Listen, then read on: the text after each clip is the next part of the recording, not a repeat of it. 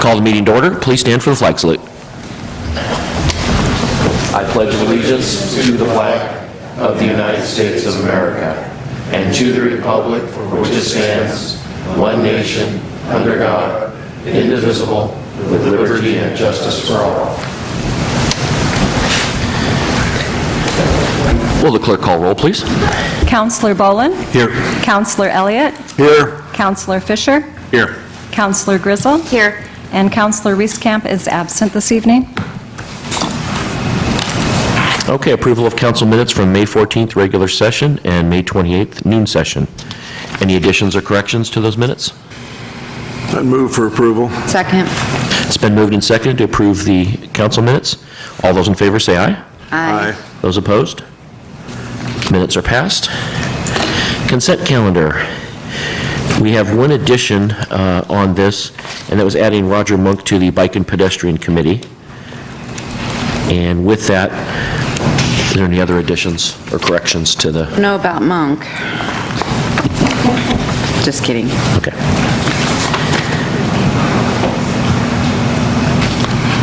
Okay. Motion to approve. Move for approval, as amended. Second it. It's been moved and seconded as amended to approve the consent calendar. All those in favor say aye. Aye. Those opposed? The consent calendar passes. And first up, we have a proclamation for the Lebanon Rotary Club. And we, as you know, along with the matching grant from the Rotary District 5110, donate $4,000 to the City of Lebanon for the outside seating area at Main and Grant Street. The Rotary Club's generous contributions to Rotary Corners left a positive mark on our downtown and another example of how important service clubs are to our community. I'd be remiss if I did not mention the Lebanon Parks crew and Brees Custom Concrete for their craftsmanship. This partnership proved to be beneficial for all to enjoy for years to come. And if you haven't seen it, it is gorgeous. It is really, really well done. And I have to say just one little funny story that I kind of freaked out and asked the city manager, and I said, when Brees was originally laying it out, there were these skinny little sections, and I panicked thinking, how is it going to be wheelchair accessible? Because I thought there were going to be little gardens, and what it was he was doing this creative, different types of concrete, and just did a spectacular job. And it is wheelchair accessible, so. It really looks great. It really Yeah, does. it does. Looks very nice. Do I have someone here from the Rotary that would like to accept the plaque? Yeah. Oh, that's right. Oh, yeah.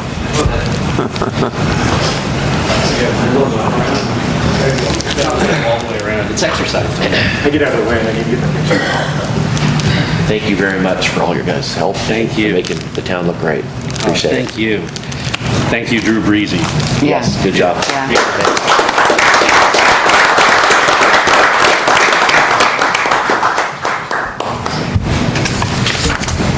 Okay, next I'll turn it over to the city manager for his recognition. Well, good evening, everyone. I've been here for almost 3 months now as your city manager, and one of the things that I have felt blessed about in being here is that we have several members of our staff that are just outstanding.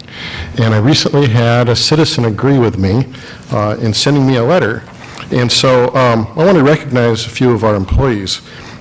If Tristan Nichols, Ricardo Vargas, and Jeff Fitzwater are in the audience, could you come on up here with me? Come on up.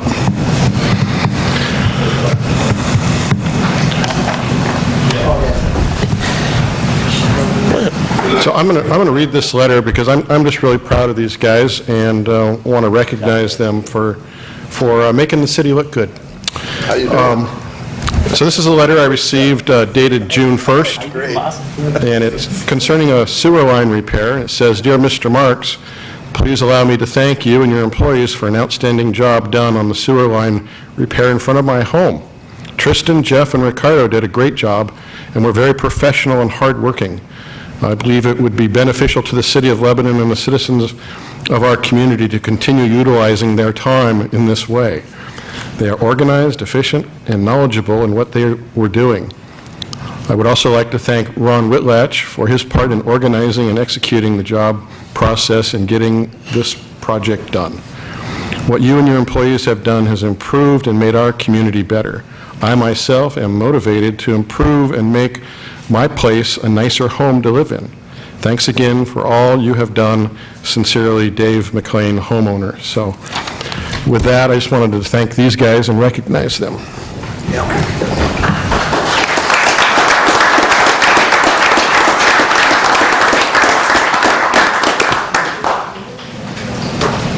Have little certificates that I'm giving the guys.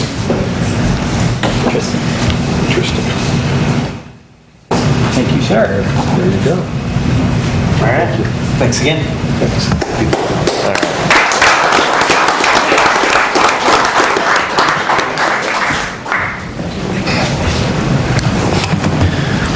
Okay, next up, we have public comments. The council welcomes all respectful comments regarding the city's business. Citizens may address the council by approaching the microphone, signing in, and stating their name and address for the record. Each citizen is provided up to 5 minutes to provide comments to the council. The council may take an additional 2 minutes to respond. The city clerk will accept and distribute written comments at a speaker's request. And we have Steve Cassis has signed in. If you'd like to come up first, please.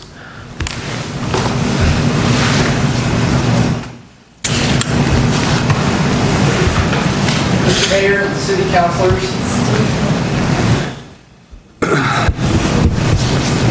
Mr. Mayor and city councilors. Former Mayor Scott Simpson passed away last November. He served as Lebanon's mayor from 1999 till 2002. He also served as a city councilor from 2003 through 2006. Scott was a great promoter of Lebanon. He did so many positive things in this community.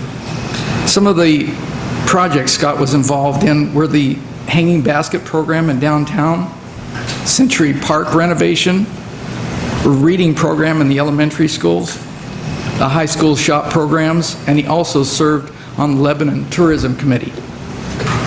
Scott's passion for history led him to serve on the Lebanon Historic Resources Commission for over 7 years. He was instrumental in the restoration of the building we sit in tonight, the Santiam Travel Station. He personally went to California to the State Railroad Museum in Sacramento and got technical information about the proper colors to put on this building. He led countless tours through this depot, educating everybody about the railroad and the history of Lebanon. Early on, Scott helped with the restoration of the Elkins Flour Mill at the north end of town, and more recently on the Scroggins Mill project across the street. He could often be found at the Senior Center giving a talk about Amelia Earhart, one of his favorite subjects. Scott was an avid vintage car fellow, and he could be seen driving his 1950 Plymouth in the Strawberry Parade. His favorite was the 1929 Chevrolet touring car, which he drove around downtown Lebanon just a year before he died.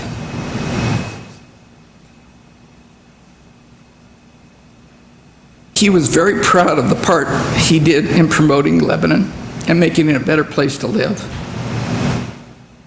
I've come to the City Council tonight to ask that you consider a memorial in Scott's honor for his service to this community for so many years. We ask that a plaque be placed on this building, the Santiam Travel Station. He was such a big part of the restoration of this station, it would be most fitting to dedicate it in his honor. The plaque would be paid for with private donations. And I've written up a proposed verbiage for the plaque. It says, "In memoriam, J. Scott Simpson, Mayor of Lebanon, 1999 to 2002. Mayor Simpson's passion for the preservation of Lebanon's history is exemplified in this restored Southern Pacific Depot, known as the Santiam Travel Station. He cared deeply for our community and was committed to making our city a better place to live. We, the grateful citizens of Lebanon, dedicate this historic landmark in his memory." Thank you for your time. Thank you. Thank you. Thank you. Steve, did you have any particular place or area that you were thinking of specifically? Not really, just somewhere on the building exterior that would be visible to the public. I thought maybe down by the entrance or here, either place. I'm not particular about it, but I just think it's something that's important to do. Very good. Thank you. Well, as council, I guess we could put that on an upcoming agenda, and we could discuss that. Is it something we really, I mean, could we not just Do a agree consensus? to, I mean, unless there's any opposition, I can't think of a reason not to, that I don't agree. I mean, he did a lot here, and this building was a huge passion. That would be a great way to memorialize a past mayor like I agree. Scott. Okay. We have a consensus to think that probably enough for you to go ahead and maybe have the city staff work with them and I think we can get a plaque. Okay. One of the things I had thought of would be the end where you were talking about on the other end where the actual train station part of it is. As we're going to start having a scenic excursion train, there will be a lot of people in and out of there, and I think that would be a neat part for the people as they're riding the train to see that who did this or who was really responsible. So Yeah. I know Scott was a really big part of our community, and as I was driving through town the other day, right before it was a Friday, right before the parade, I was looking up at the flowers and reminded of how he would drive down and hand water those, as the mayor, those flowers down on Main Street. And it was just kind of a neat reminder of that when I saw those flowers this week. So he's a good man, and I think that it's something we deserve to do for him. So if you would take care of that. Absolutely. Excellent. Thank you, Steve. Okay. Anyone else would like to speak before the council?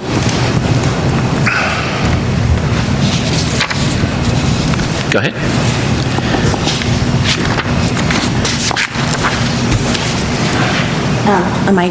Warren is next on the list. Am I taking his spot? What is that?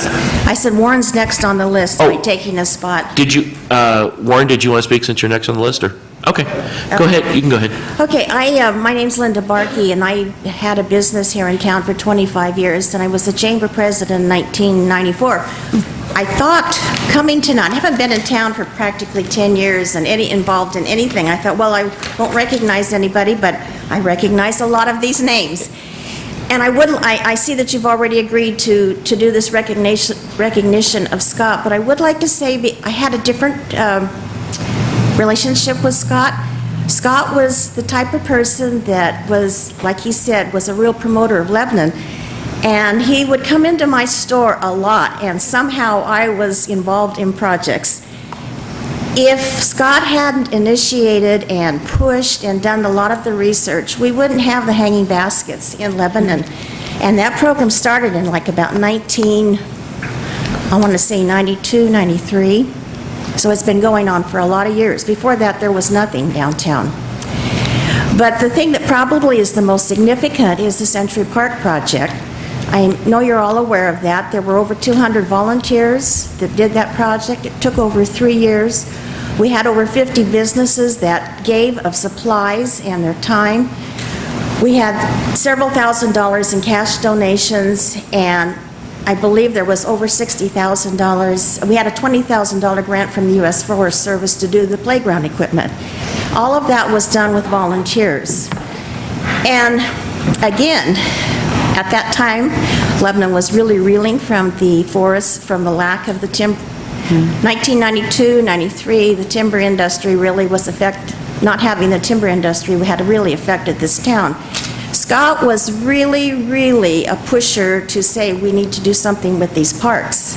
And he would come in and we would talk for hours. And I don't believe that if Scott hadn't been the pusher that he had been, while his name is not, he was not the co-chair of those projects, Larry Arnold and myself were, that project would not have happened if it hadn't been for Scott. And I don't need to take any more of your time. I have picked out, I went back through some of my books. Steve listed a lot of the things that he was involved in, but he really wanted this town to move forward, and he put his whole heart and soul, and I don't think that even a plaque on the wall is enough recognition for what Scott's done for the town. So I don't know if you have any questions, but that's all I needed to say. Thank you. Thank you, Linda. Thanks, Linda. Okay, next. Thank you. Warren, did you want to come up next?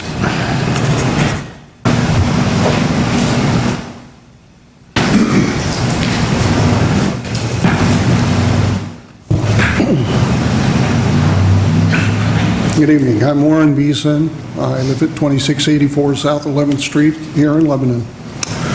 And before I launch into my one-hour speech, I want to say, first of all, thank you to you counselors for what you do for our community. And I know it takes a lot of time, and you all do a very conscientious job, and you don't often get much appreciation for it. So I want to say thank you. And I also want to thank you for the opportunity to come here tonight and talk to you about a topic that isn't really momentous, but it's important. And because it's important because it's about our community's image. Now, first I want to take you back about 30 years ago with me when I drove into town here for a job interview at the Lebanon Chamber of Commerce. And I came in from Highway 20 on the east side of town, and there was a sign out there, and it's since gone. It got really old.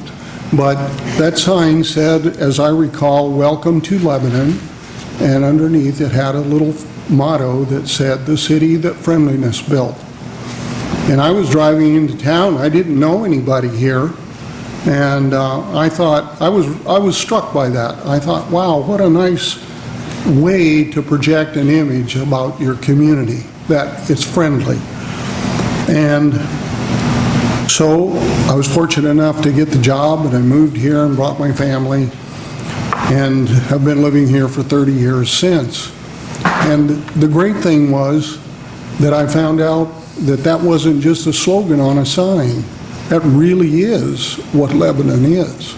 It's a friendly community where people make you feel welcome and like you're a person that they take interest in and are very supportive in times of difficulty. So I stayed here for about 30 years and have been here and raised my family. But a few years ago, for some apparently very good reasons at the time, a decision was made to change that motto for the community. And the motto that was changed to, which I believe is still current, was something like, "Things look easier from here." It's easier from here. And I'll refrain from comment about that.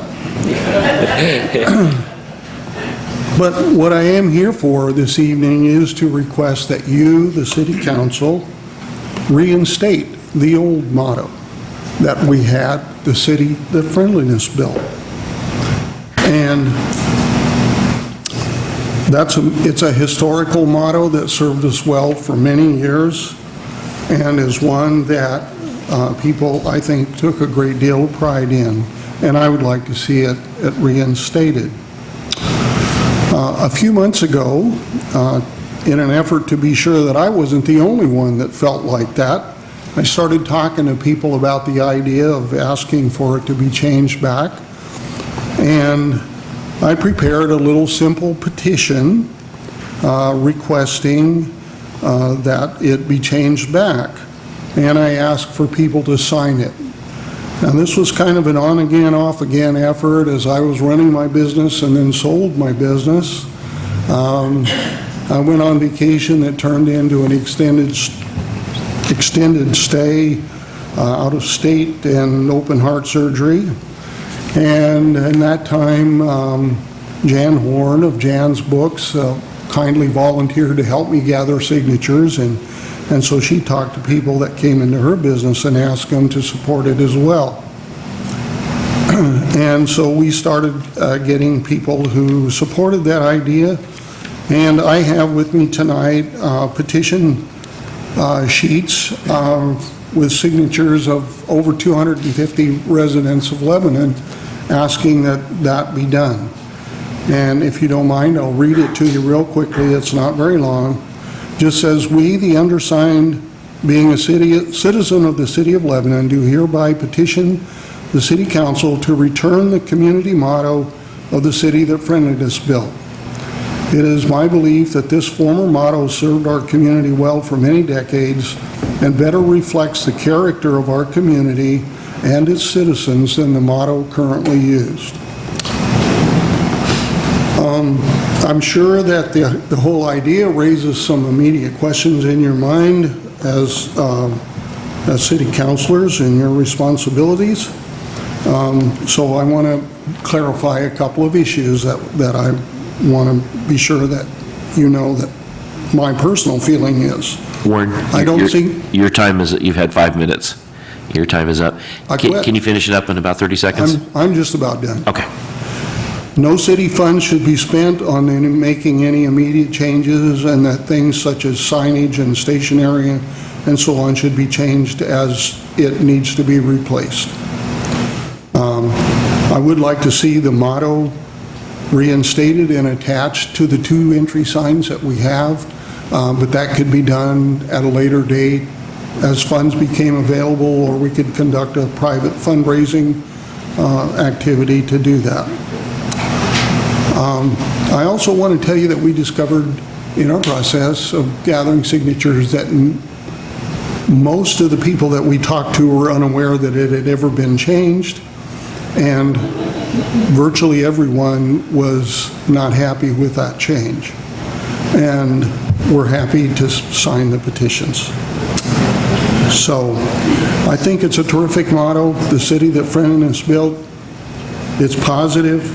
It's not blatantly self-promotional. It's not overreaching. And best of all, it's truly who we are as a community. That's it. Thank you. And Mr. Mayor, I'll leave these petitions. Thank you. to Go ahead and give those to Linda, and she'll get those. Thank you, Warren. Thank you. If you have any questions, pretty straightforward. Thanks, Warren. Questions from council? Thank you. Dave Ward.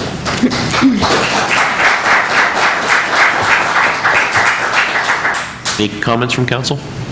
I miss the old motto. I like the city that friendliness built. I thought it was nice. I do too. We could merge them together. I don't know. When I moved here, it was about 18 years ago, coming into town, I was looking for a place. I was working in Albany, and I remember seeing that sign. I thought, well, that's probably, yeah, right, whatever. Well, came in town, started looking for a house, looked at some different places, and got an agent in town.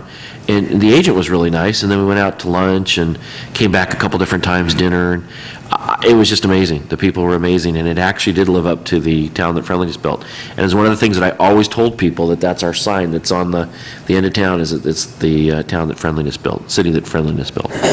I grew up here, so I have the same nostalgic feeling, and I share a lot of Warren's sentiments. I don't share your disdain for our current.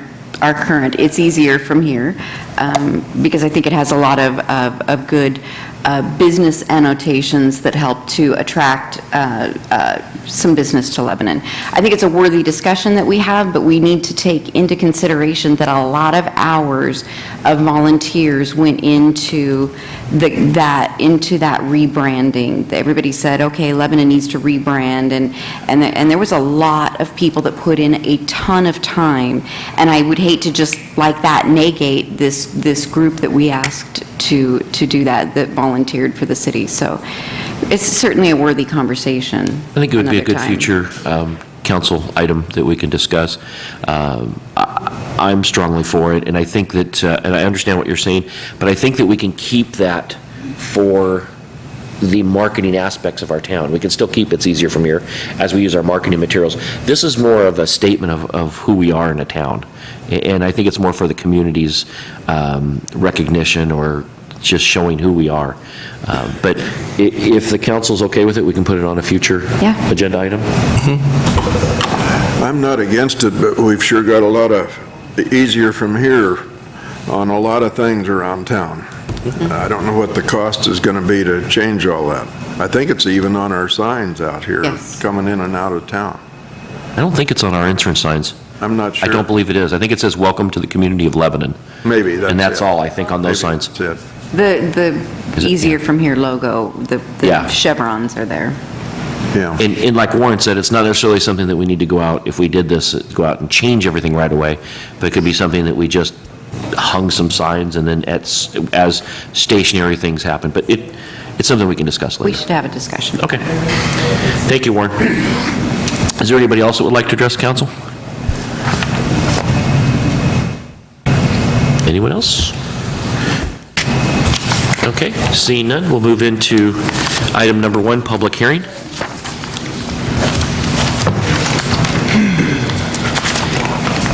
And I'll be presiding over this hearing. This is the time and the place set for the public hearing, the matter of planning file number PF 14-04-16. And we'll have this presented, we'll have to have the city attorney we can't. Who's going to read those? Are you? Walt? Well, he could read it, but that's okay. That's Question, we were all here for Scott, that's why. okay. It's not we're upset with you. Thank you very much. We trust you to carry on. I was a little nervous there. I thought they were here for Heather Estates. Okay, this hearing is now open. The Oregon Land Use Law requires several items to be read into the record, all at the beginning of each and every public hearing. The city attorney is not able to read that because of conflict of interest. We'll review this material, and I believe, Walt, you'll do that? Yes, sir. Okay, go ahead, and if you'll read the hearing procedures from ORS 197. Thank you. This is City Council quasi-judicial hearing. The procedures are posted on the wall, and procedures are followed to make sure everyone has a fair opportunity to present the case and that we follow Oregon law. Commencement of hearing, the councilors will announce any ex parte contact or conflicts of interest. Ex parte is contact with anyone outside the meeting or with the property itself. Conflict of interest is when a councilor or a member of the councilor's family stand to profit from the outcome of the decision. A staff report will be presented. It should include information which staff believes is relevant and to the identified criteria from the city's comprehensive plan or land use regulation, which staff believes to be relevant to the issues. This will be followed by questions by the councilors. We will then move to public testimony. The audience may provide oral or written testimony concerning issues relevant to the hearing. All testimony or evidence must be directed toward the criteria described in the staff report or other criteria in the comprehensive plan or land use regulation. Failure to raise an issue, including constitutional issues or other issues related to the proposed conditions of approval, if any, accompanied by statements or evidence sufficient to afford the city council and parties an opportunity to respond to the issues, precludes an appeal to the Land Use Board of Appeals. All witnesses will be asked to sign in with their name and address at the podium, and please state your name before you begin your testimony. After the testimony, witnesses will be as follows. Both proponents and opponents of the issue will be given an opportunity to provide testimony. The applicant has the burden of proof. The applicant will be provided rebuttal testimony limited to answering points of evidence raised by the opponents. First of all, the proponents of the application, generally these are witnesses, will be led by the applicant, but all witnesses speaking in favor of the application will be allowed to testify. Opponents of the application will then be allowed to speak. These are witnesses in opposition and must provide relevant testimony to show that the applicant has not sustained the applicant's burden of proof. Testimony must be directed toward the relevant criteria set forth. And finally, rebuttal provided to the applicant. Afterwards, the public hearing will then be closed for deliberation by the council. No new evidence will be allowed, and discussion will be limited to city council and staff.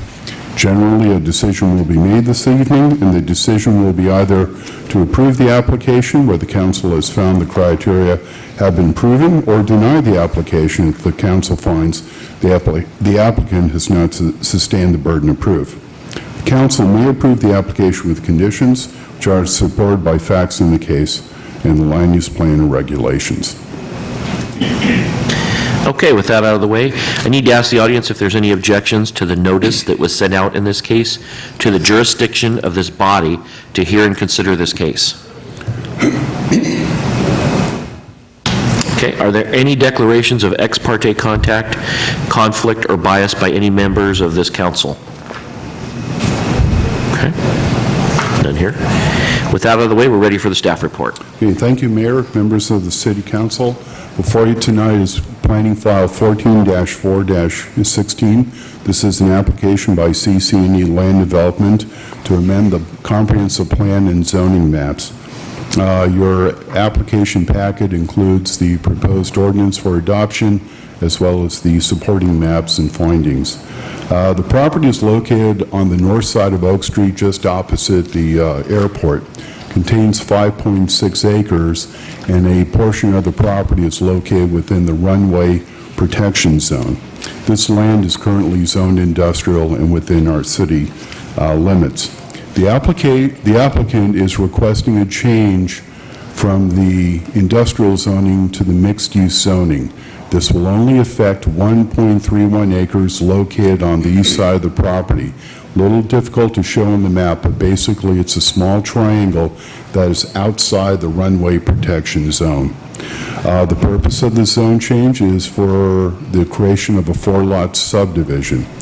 The department did mail notice of this application to affected agencies, area property owners, the Department of Land Conservation and Development, as well as the Oregon Department of Aviation.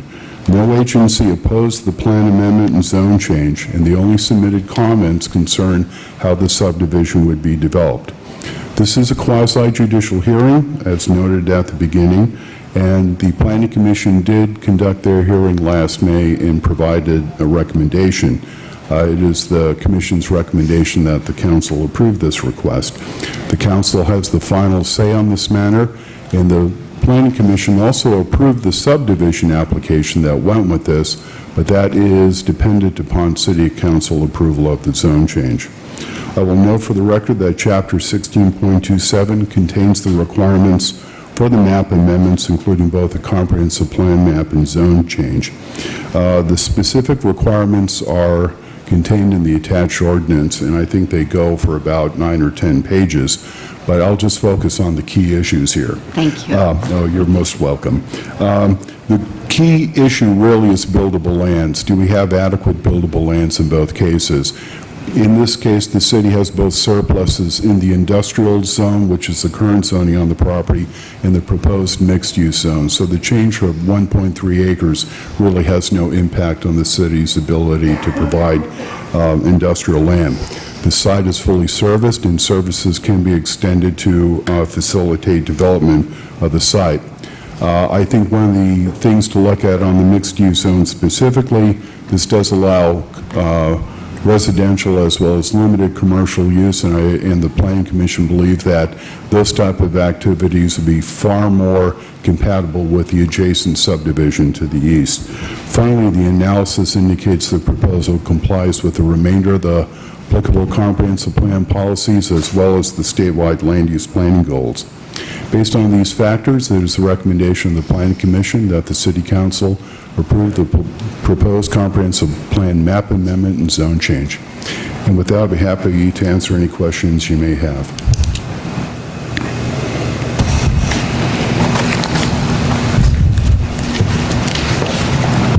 Any questions, Council? Pretty clear to me. Okay. Okay? Thank you. And we'll have the applicant testimony.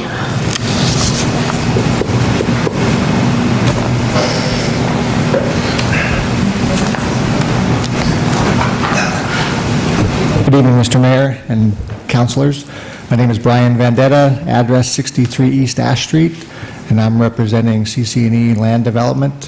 I think that the application and the staff reports demonstrate compliance with the development code for the comprehensive plan, map, amendment, and zone change, and I really don't have any further to add, other than I would be more than happy to answer any questions if you have any at this time. Any questions for Brian? Okay. Thank you, Brian. All right, thank you.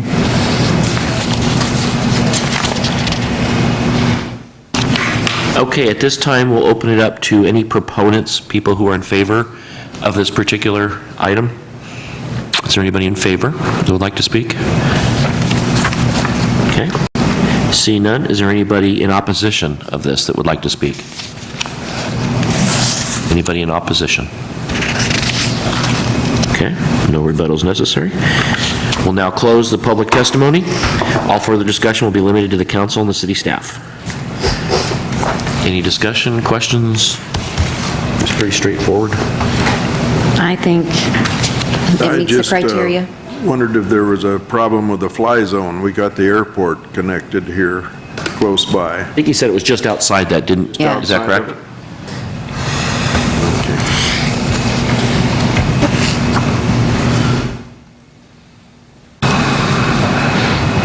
The subject property is located within the airport overlay zone. The piece of the land that is not subject to this zone change is in what's called the runway protection zone. You basically, I don't want to say you can't do anything, but it's incredibly restrictive on what can be done. I also note that the Oregon Department of Aviation was notified of this application, and they did not oppose the plan amendment for this piece of property. They talked about that piece of property, or at some point, I remember them talking about wanting to extend the runway. Of course, it would have impact on Oak Street, but it's been a long time since, it's probably been 5-6 years since I remember somebody even mentioning that. They wanted to accommodate bigger airplanes, but apparently if they don't have an issue with it, maybe they've dropped that.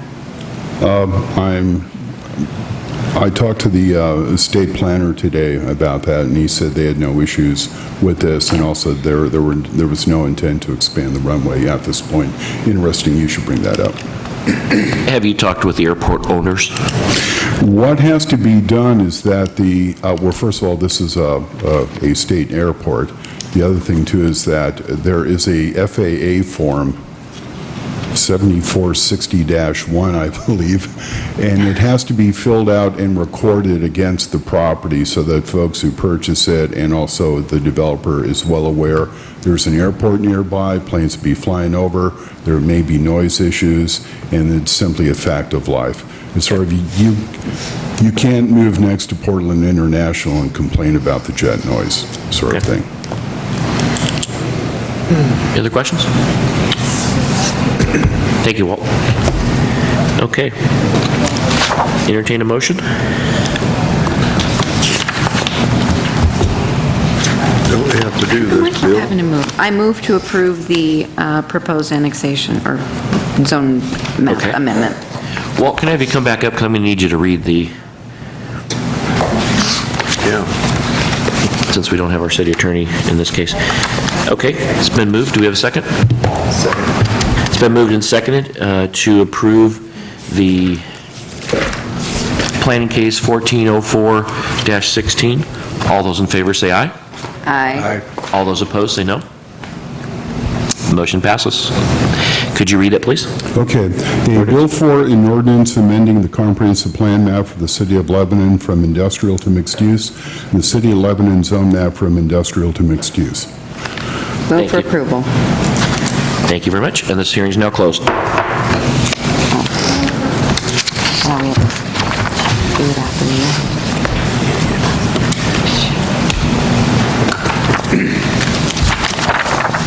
Okay, next up is state revenue sharing by Dean Baugh, Finance Manager. Okay. Before we get into this part of the budget, we're going to have the city manager is going to do a short presentation on the budget.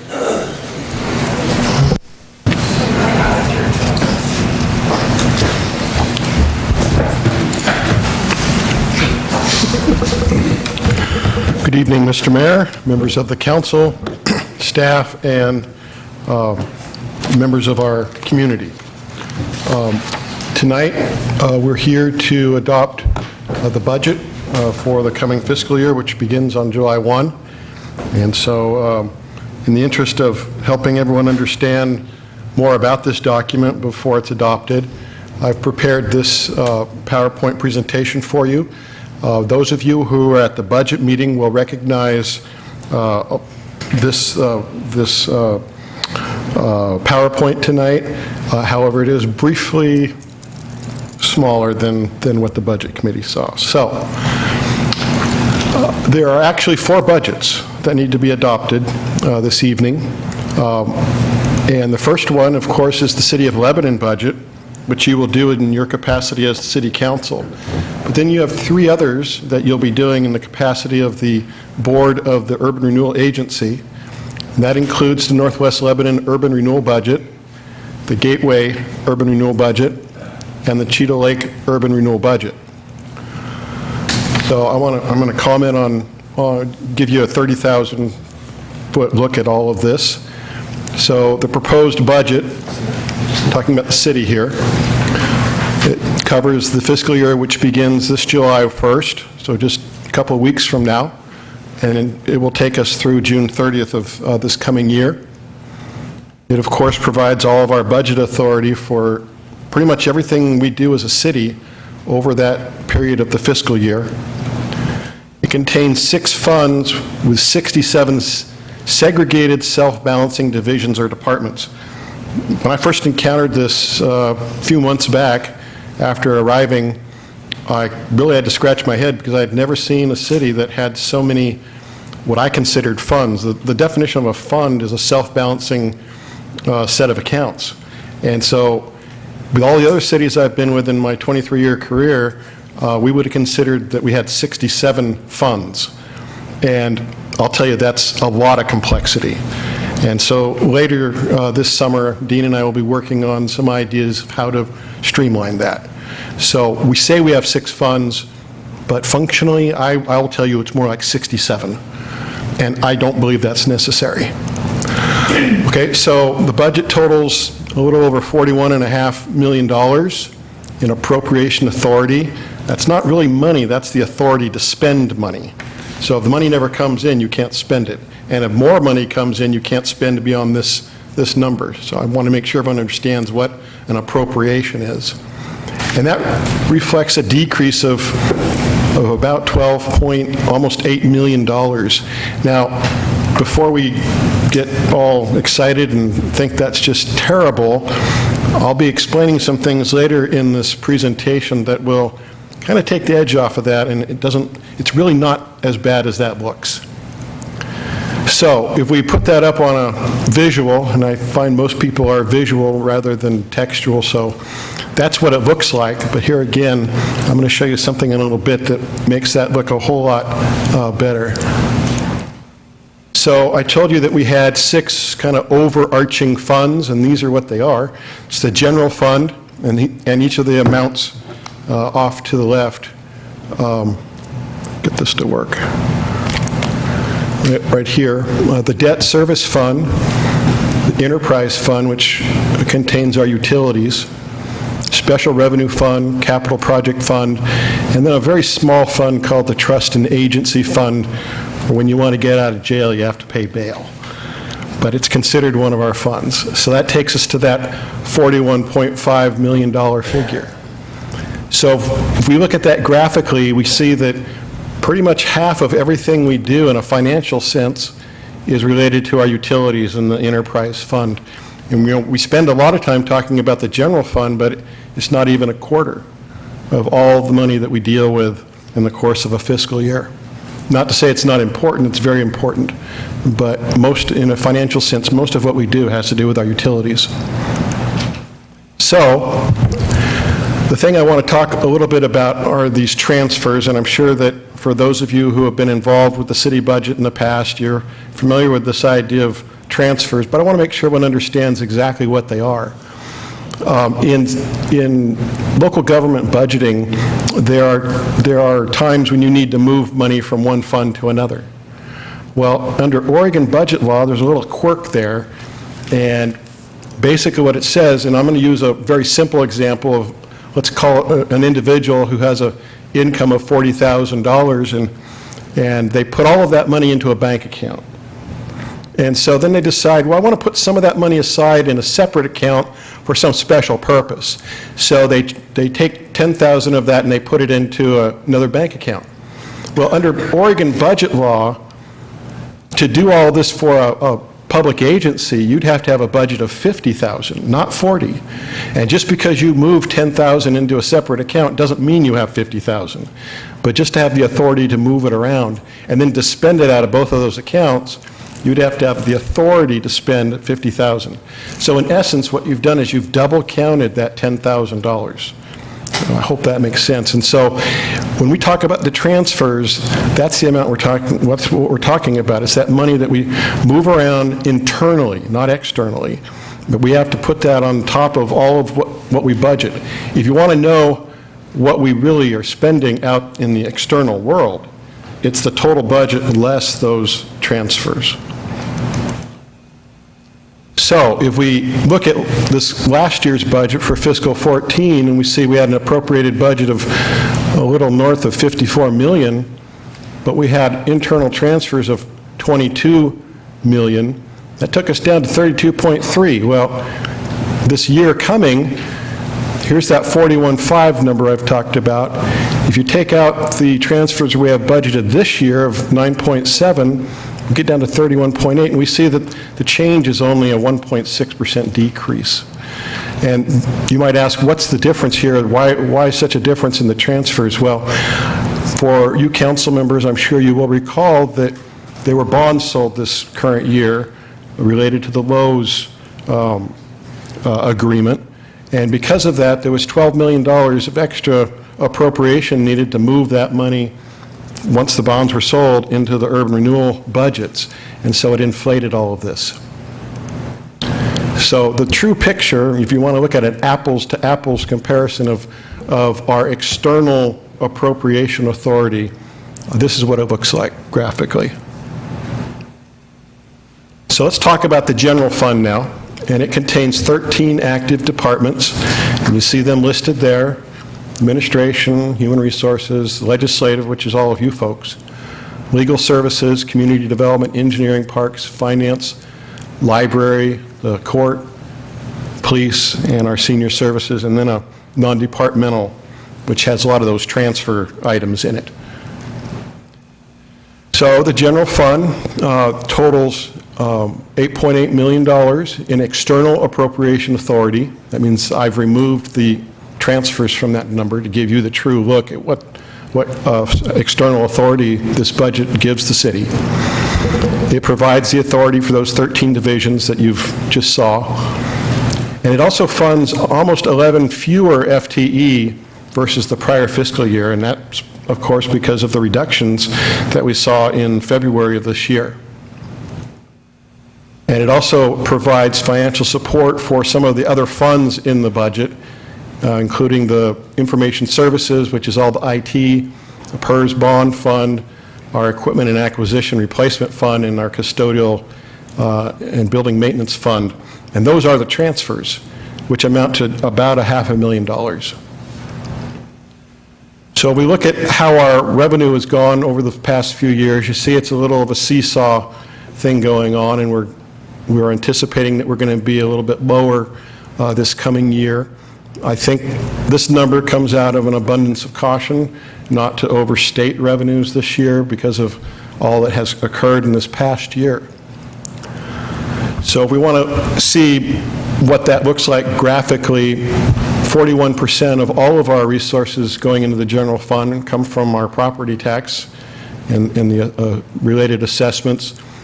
Franchise fees and our internal franchise are the next two big items. But as you see, franchise fees and the taxes really make up most of the actual money that's not being double counted. So let's look at the expenditure side now, and just as the revenue was coming down, so is the expenditure side, and of course we're funding 11 fewer FTE, so that in a large part explains that reduction. And if we want to get a graphic sense of what that looks like, about half of the general fund is for our law enforcement activity. And in fact, if you throw the municipal courts in there as part of the justice system, that whole function is over half. And then all the rest is split up between all the other departments that depend on the general fund. If you want to look at it by categories, 71% of the general fund is spent on personnel, just the people who deliver the services on a daily basis. 18% goes to materials and services, almost nothing to capital, And then, of course, we have the transfers, which I showed you that $500,000 earlier.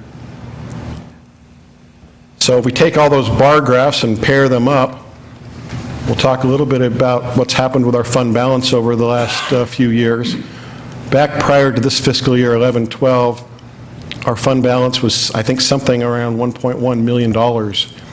And then we started a series of spending just a little bit more, just a little bit more, just a little bit more each fiscal year. And unfortunately, that meant that your balance was coming down by these amounts each year. This year, actually, this says it's 50,000 below, and technically that's what the numbers bring you to, but I can tell you that our revenues are based on, again, on abundance of caution that we're not overstating, and then also in the same way our expenditures, if anything, are overstated, so as not to get into the kind of mess we were this past year.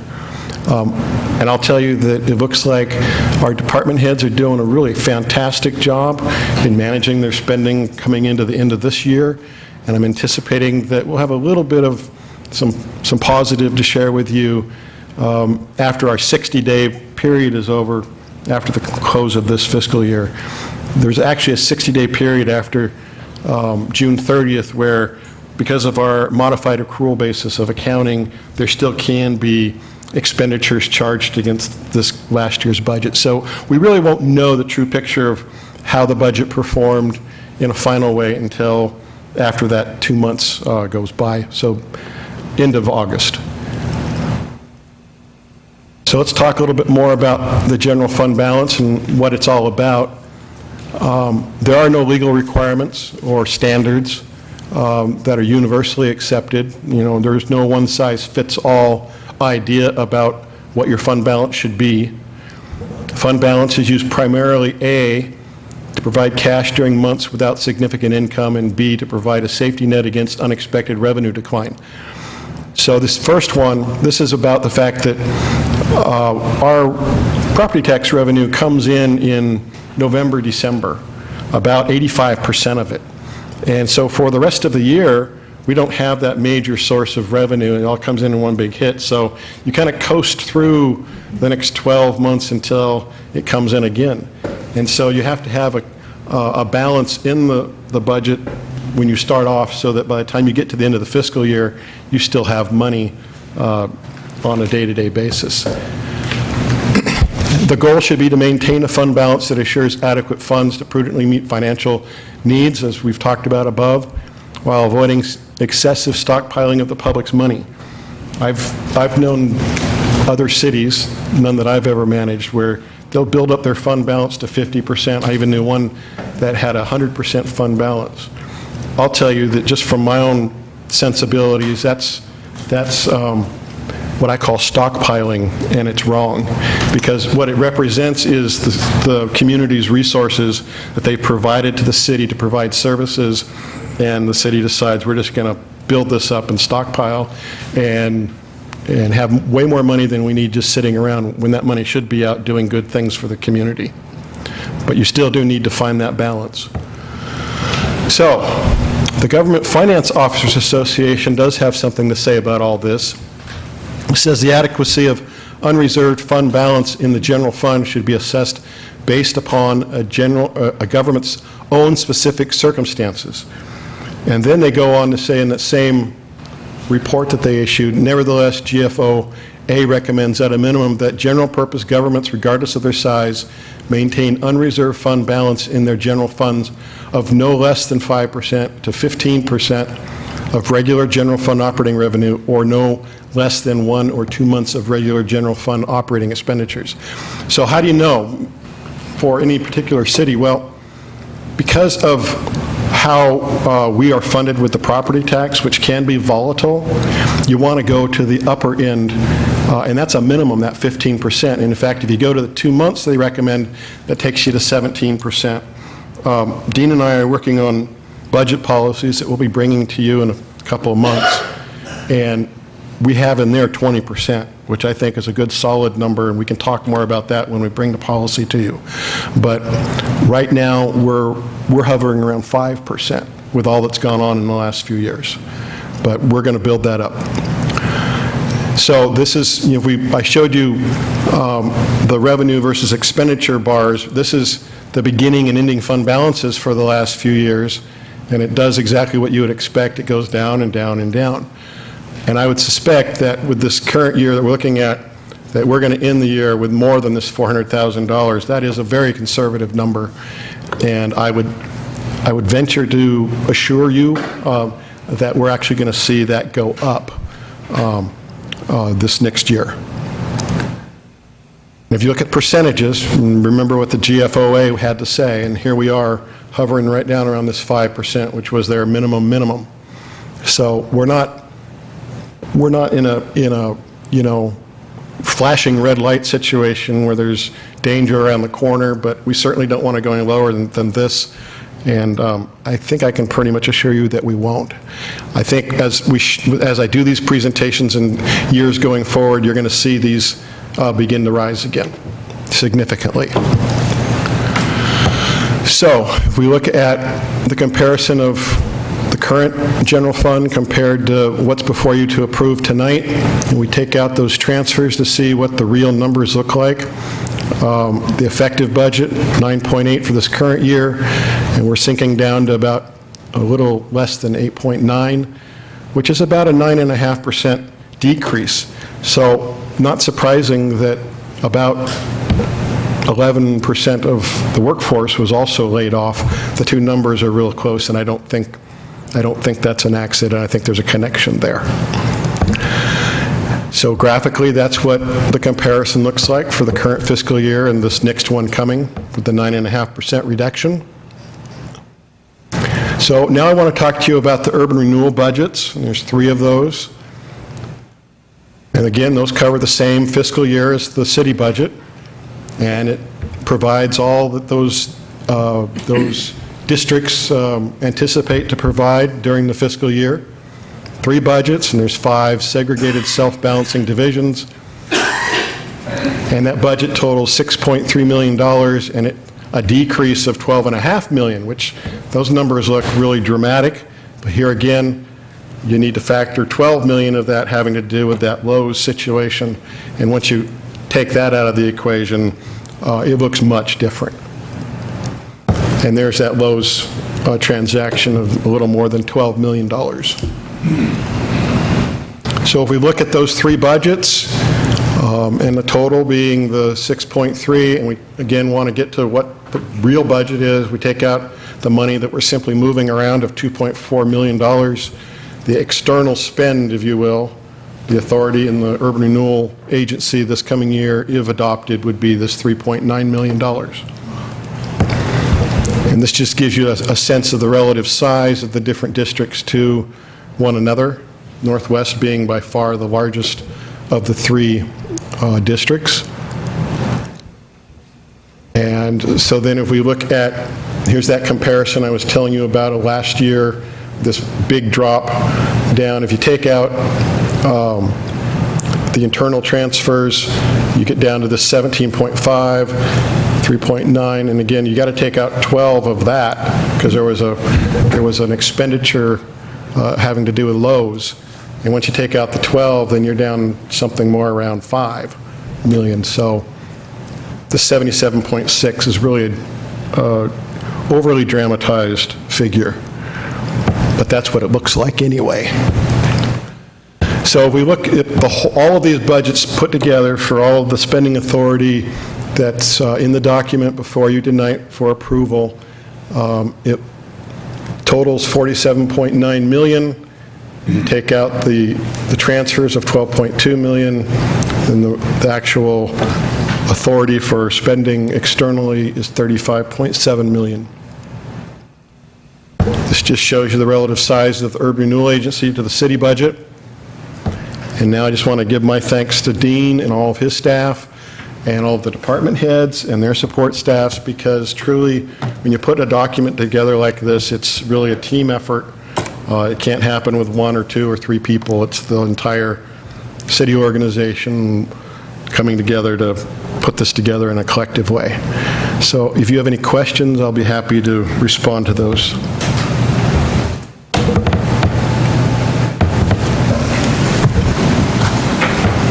Thank you.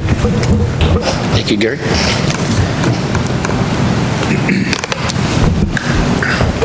That was very helpful. I liked it. Okay, at this point, we'll have the public hearing for the state revenue sharing. And that is a public hearing, correct? Yes. Okay. So open the public hearing. Let's see, this is the time and place for the public hearing for the state revenue sharing. I'll open the public hearing, and we'll have the staff report. Okay. What we have here is each year we receive revenue sharing from the state of Oregon. This year we're projecting we'll receive $155,000. One of the requirements they put on us is by June 30th each year, we have to submit to them two documents. One, the resolution showing that we provide one of these services: police, water, sanitary services, storm sewer, street maintenance, or planning and zoning. As long as we provide those items, that helps how they determine what our revenue sharing number is, based on that, and then our population. Second is the ordinance. In all the ordinances, is the council saying, yes, we want revenue sharing money. I don't know why they need to, but that's what they require. So that's what these two documents are, is a state requirement to receive the $155,000 that we're requesting. Any questions? That would be the staff report. Questions? Okay, thank you, Dean. And are there any proponents on the revenue sharing that would like to speak for it? And are there any opponents that would like to speak against? Okay, we'll now close the public testimony. All further discussion will be limited to the council and city staff. Council discussion? It's a no-brainer.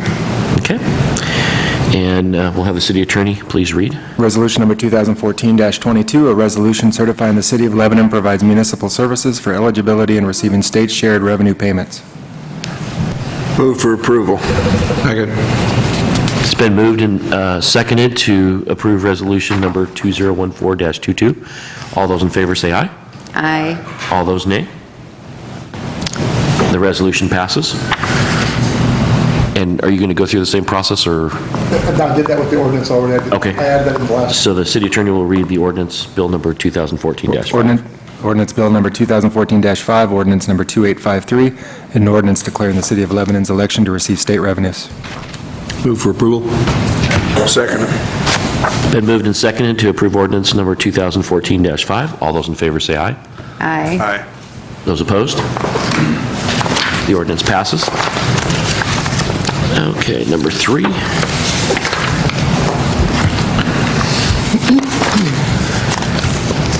And we'll go ahead with the staff report. Okay. Adoption of the fiscal year 14-15 approved budget. And real quick before I start this, I want to point out there's this lady in the audience that none of you know. This is my mother. Oh. So she's just not some crazy lady here to listen to the budget. That's adorable. And actually, This is also a What's public that? hearing. and I do need to open the public hearing. And we'll have Dean Bob present the staff report. Okay, so what we're bringing to the council is the budget as approved by the Budget Committee. There, at this point, has been no changes. Staff is asking for 2 changes to the budget. One is a decrease of $277,000 in the enterprise fund. We're going to reduce revenue and reduce improvements. And do we want to wait for the train? It's always the train. Here we go. 7 o'clock train? Yep.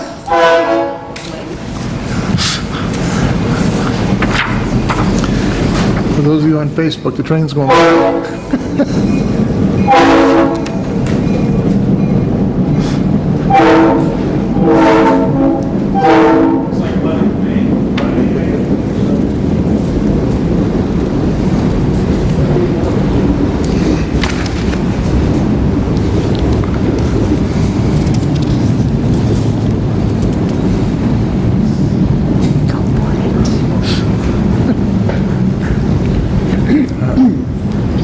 Can we hear now, or is it? Why don't you wait just another minute?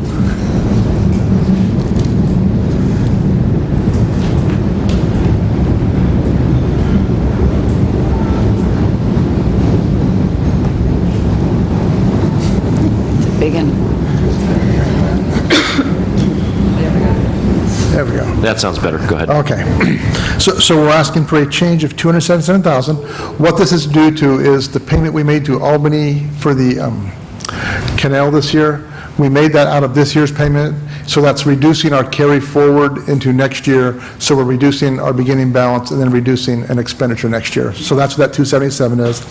And then at the last council meeting, the noon council meeting, the city clerk brought to you requesting to move some money from one line to another line, getting rid of the election packet and moving it into a contract services. So there's a $4,000 move from one line to another line. No change in the bottom number, just moving a line item, just for detail. Other than that, this budget is exactly what we've proposed at the Budget Committee. You will notice, kind of going along with what the manager was saying, we've changed the format of this ordinance from last year. If you look at enterprise fund, last year that was broke out into a lot more divisions. Now it's just enterprise fund. There's water, wastewater, storm drain. So we've had some long discussions with the state of Oregon. We called our auditors, and we can change this. This will help, one, with when we start doing our combining of funds later on, the way we're going to change some presentation. It also helps with kind of the small over budget items where we're coming up with, where one special revenue fund might be over $800, but the rest are under budget by $4 million. Now they're considered one number, so those little tiny numbers won't be an issue when little tiny things are happening. So you can see, like special revenue, I think last year we had like almost 20 items there. It's one number this year.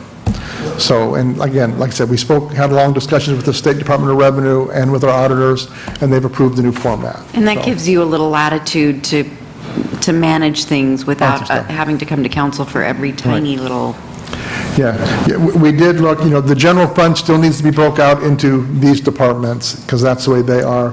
And under the enterprise funds, instead of just water, stormwater, and sewer, we had to add the debt service, because debt service always has to be shown separately. So that's why there's also a debt service item under enterprise.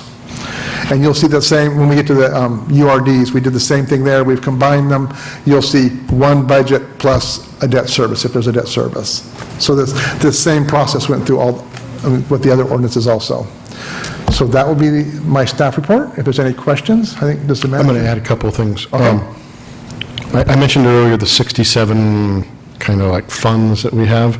To Dean's credit, actually, when he came here, there was close to 100 or more. It was over 100. So this process of streamlining has actually been going on for some time, at little increments at a time. I think here in the near future, we're going to accelerate that, but just wanted to give credit where credit's due, that the budget is a lot more simpler than it used to be, even though it's still complex. Also, I wanted to mention on that, the payment to the City of Albany for the canal expenses. I want to make sure everyone understands that we paid every invoice they've given us. And so as far as being up to date with them, we are. And we'll see where the negotiations take us at this point, but we're not in a debtor situation in talking to them about the canal issues, which is something I wanted to avoid. So I just wanted to make sure that's on the record and everyone understands that we don't owe the City of Albany anything at this point. Good. Any questions? Thank you, Dee. Are there any proponents to the budget adoption who'd like to speak for that? I really think Dean's mom should speak for that. Are there any opponents that would like to speak against it? Yeah, sit down. Seeing none, we'll close the public testimony, and all further discussion will be limited to the council and city staff. Council discussion? Any other questions? Discussion? Okay, we'll have the city attorney read the ordinance, resolution. Resolution number 2014-23, a resolution adopting the City of Lebanon's budget and making appropriations for fiscal year 2014-15. Move for approval. Can we make that as amended? Because we made those couple of amendments. As amended, okay. As amended. I I move again for approval. Thank you. Okay, it's been moved and seconded to approve 2014-23 as amended. All those in favor say aye. Aye. Those opposed? The resolution passes. Second, if the city attorney will read that, please. Resolution number 2014-24, resolution levying taxes for the City of Lebanon's budget for fiscal year 2014-15. No amendment, right? No amendment. Move for approval. Second. It's been moved and seconded to approve Resolution 2014-24. All those in favor say aye. Aye. All those opposed? Resolution passes. And remember, this resolution will come back in July to fill in those X's once we have the numbers as of June 30th. Okay. And we'll temporarily adjourn as the Lebanon City Council and convene as the Urban Renewal Agency Board. And we'll have Dean Baugh present. We'll actually have to open the public hearing, and hearing's now open. We're ready for the staff report. Okay, first resolution is for the Northwest Urban Renewal District, and what we're bringing forward is the budget as approved by the Lebanon Budget, or the Urban Renewal District's Budget Committee. So there's no proposed changes at this time. We're proposing a total budget of $5,586,581, and you'll notice again that last year, I think Northwest Urban Renewal had 3 departments. Now it's 1 plus debt service, kind of starting to combine some stuff, the way we present it. That is staff report. Okay. Council questions of staff? Okay, seeing none, do we have any proponents that would like to speak for this? The Northwest Urban Renewal District budget? Anyone that would like to speak against or opponent? Okay, we'll now close the public testimony. All further discussion will be limited to council and city staff. Any other council discussion? Seeing none, we'll have the city attorney read the motion. Resolution. Resolution number 2014-25, a resolution adopting the Northwest Lebanon Urban Renewal District budget and making appropriations for fiscal year 2014-15. Move for approval. It's been moved and seconded to approve 2014-25. All those in favor say aye. Aye. Those opposed? The resolution passes. And if you'll read the second. Resolution number 2014-26, resolution levying taxes for the City of Lebanon's Northwest Urban Renewal District budget for fiscal year 2014-15. Move for approval. Second. It's been moved and seconded to approve Resolution 2014-26. All those in favor say aye. Aye. Those opposed? Good. And we will move on to item number 5. Adoption of fiscal year 14-15 North Gateway Urban Renewal District. And we'll open the hearing now and have the staff report. Okay. As with the Northwest URD, the North Gate URD, we're requesting the same budget as adopted by the Budget Committee of $255,119. The staff is requesting no changes from the Budget Committee's approved budget. The resolution is requesting 100% of the authorized taxes. So, Division of Taxes. That is staff report. Thank you. Yep. Council questions? Do we have any proponents that would like to speak for this? Any opponents speak against it?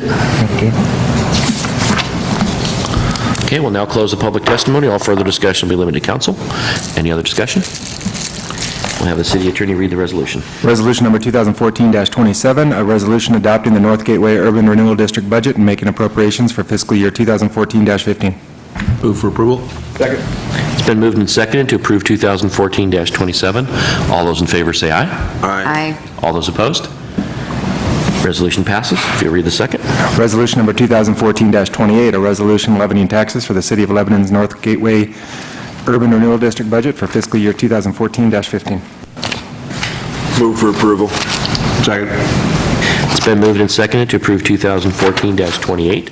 All those in favor say aye. Aye. All those opposed? Resolution 2014-28 passes. And we will close this hearing.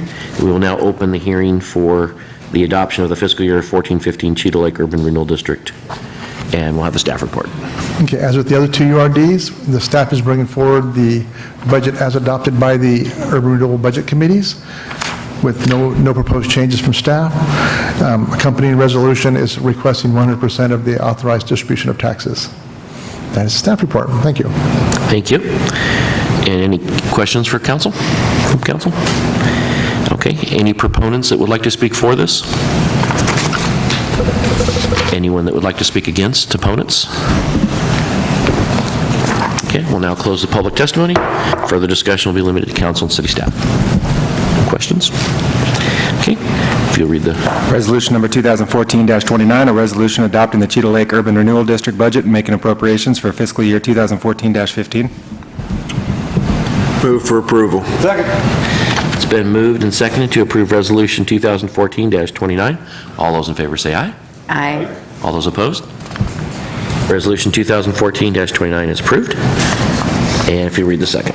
Resolution number 2014-30, a resolution levying taxes for the City of Lebanon's Cheetah Lake Urban Renewal District budget for fiscal year 2014-15. Move for approval. Second. It's been moved and seconded to approve Resolution 2014-30. All those in favor say aye. Aye. Aye. Those opposed? Resolution 2014-30 passes. Thank you. And that closes the, I think I already closed the, go into our regular session now.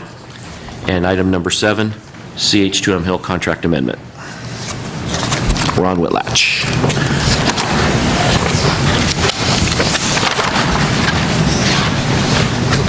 Thank you, Mr. Mayor, City Council. What we have before you tonight is our yearly amendment that we do with CH2M Hill for operation and maintenance of our 2 existing treatment plants, both water and wastewater.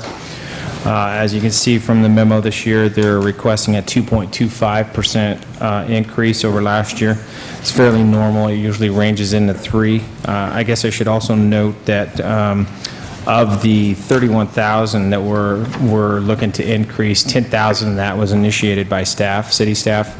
We're trying to bump up the repair budget a little bit because each year we seem to go over that, they go over that, so we increased that. We had them increase that in their contract this year. So what they're really asking for is about $21,000, which would be in chemical costs and normal staffing costs. So it's well within the range of the ENR index, and it's well within the range of their existing contract they have with us. So with that, I can answer any questions.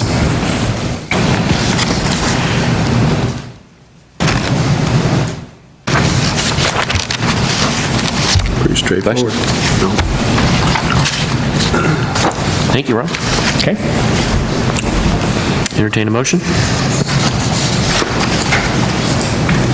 Move for approval. I would second it. It's been moved and seconded to approve the CH2M Hill Contract Amendment. All those in favor say aye. Aye. Aye. Those opposed? The contract, the motion has been approved. Thank you. Thank you, Ron. City Manager's Report, number 8. Wow,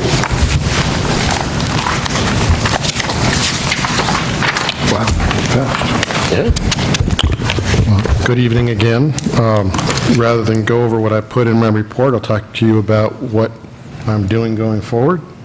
I did put the community visioning piece in my report this time, but I'll be spending a good part of this summer with the ramp up for all of that, probably coming to you with some sort of agreement with a facilitator for that process. And I hope to get that launched in the fall when everyone's focus is coming back from vacations and so forth. So I hope to be as inclusive and as widespread as possible as we develop that vision. So you can look for that coming forward. And then some things I've mentioned in the budget presentation. Dean and I plan to be bringing you budget policies here in the near future. And we've got a lot of work to do on that before we can bring that to you. And then also, we may be coming to you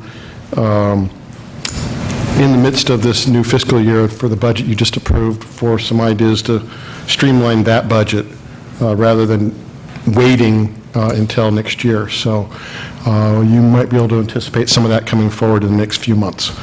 So that's really all I have at this point, and I know that's plenty to keep me busy. Items from City Council?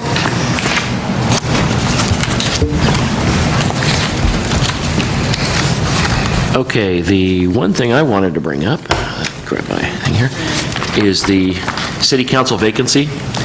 Linda has nicely prepared his packet here, and this is the packet that's given out to any of the people who inquire that are interested in the City Council Ward 1 position to fill for Barry Scott.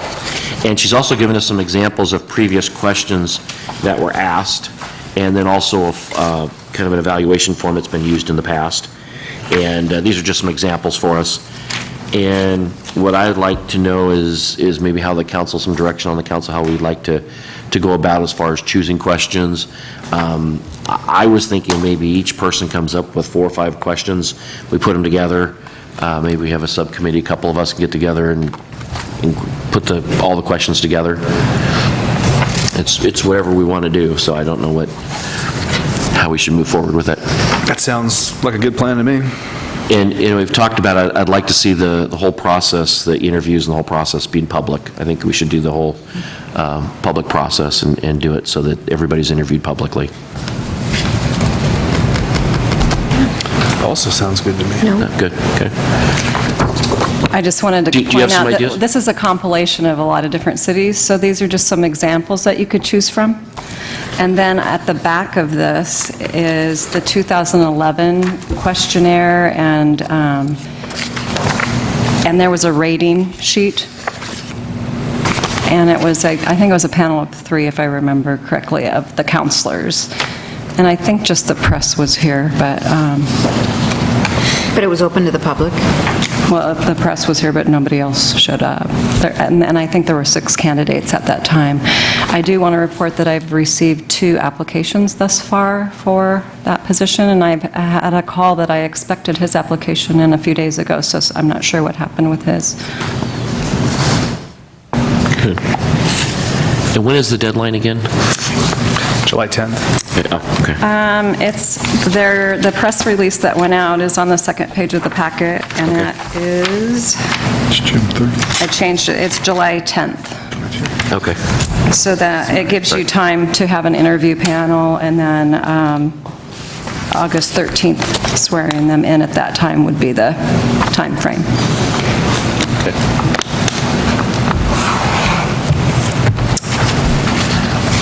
Okay, so why don't in the next month, each of you give me 5 questions, and we'll assemble those and get 5 questions from each of you, and we'll put those From these or our... Yeah, whichever. If you come up with a different question or questions that you want to ask, or there's some good examples on here, and then we'll put them all together. That would be about 25 questions, but there's probably going to be some duplicates, and we'll work through those. And I guess I could bring that to the next council meeting. We could just discuss that at the next council meeting, the questions. See how you guys want to do that. Okay. Any other questions on that? Any other councilor comments?